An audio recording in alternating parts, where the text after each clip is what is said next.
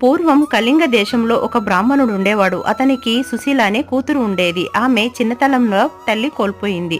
అందుకోసమని సవతి తల్లి పిల్లలను ఇచ్చి ఎత్తుకొమ్మని బెల్లం ముక్క ఇచ్చేది.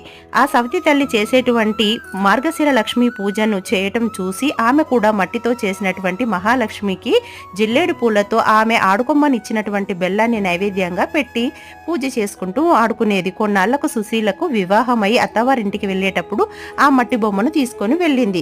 వెంటనే కన్నవారు నిరుపేదలయ్యారు. అత్తింట మహదైశ్వర్యం కలిగింది.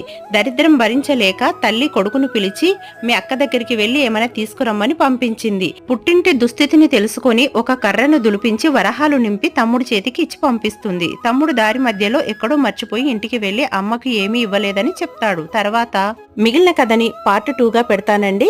లేదా ఈలోపే తెలుసుకోవాలనుకున్నట్లయితే కింద లింక్ పెట్టానండి. ఫుల్ వీడియో చూసేయండి. నచ్చినట్లయితే ఛానల్ని